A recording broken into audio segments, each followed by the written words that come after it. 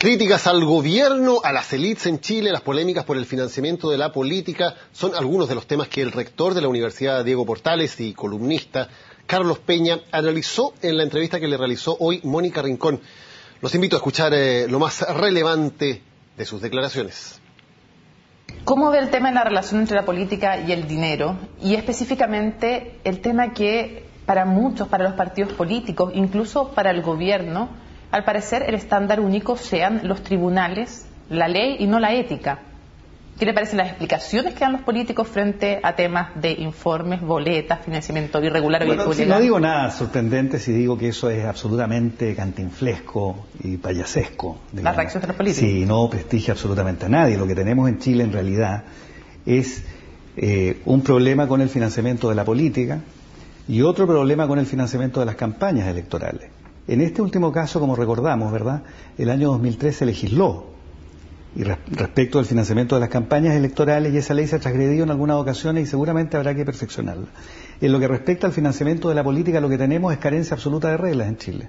¿Qué le parece que tanto la clase política como el gobierno como los partidos pongan como único estándar el fallo del Tribunal de Justicia y no la ética? Me parece absolutamente ridículo.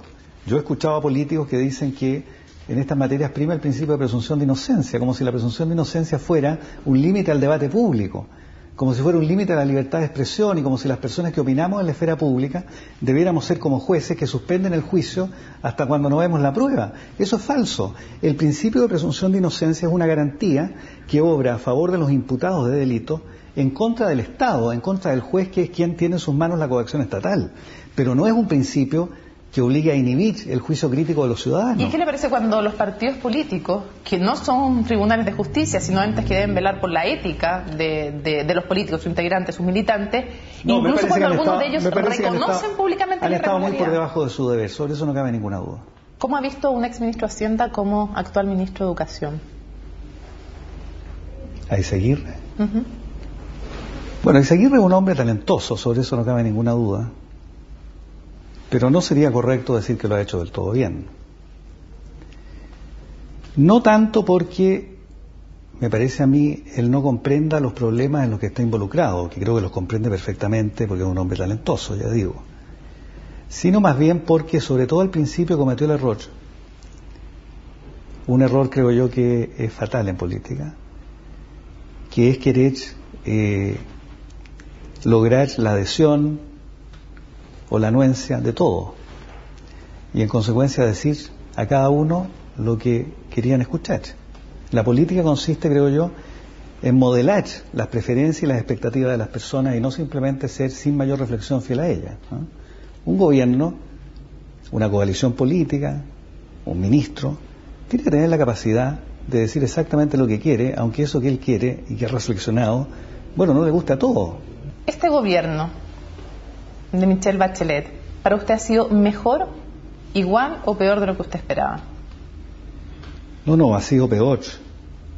Yo abrigaba esperanzas, por supuesto, aún tengo algunas tibias, pero tengo todavía en el gobierno, pero a mí me parece evidente, yo creo que no digo ni sorprendo a nadie, todos lo saben, los partidarios más fervientes del gobierno lo saben, el propio gobierno lo sabe, los ministros sin ninguna duda, en sus momentos de sinceridad consigo mismos lo saben. Este gobierno estaba por debajo de las expectativas que todos abrigamos en él.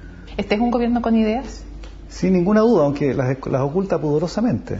¿Hay alguna forma para la presidenta de recuperar la confianza de sus electores, esa antigua conexión que tenía con ellos y que para algunos se rompe dramáticamente a raíz del caso Cabal? Es muy difícil, ¿verdad? Porque el liderazgo de la presidenta Bachelet es un liderazgo que se erigió sobre la base de cualidades, ante todo personales, ¿verdad? No hay tras ella una ideología, una narrativa, digámoslo así, histórica. Tampoco hay una vinculación muy cercana y orgánica con los partidos políticos. Es un tipo de liderazgo que es bueno reconocerlo, se gestó, se consolidó y se impuso por fuera de los partidos políticos. ¿Podrá recuperarse la presidenta Bachelet? Bueno, todos esperamos que sí, por supuesto, ¿no? Pero es muy difícil. ¿Y eso cómo?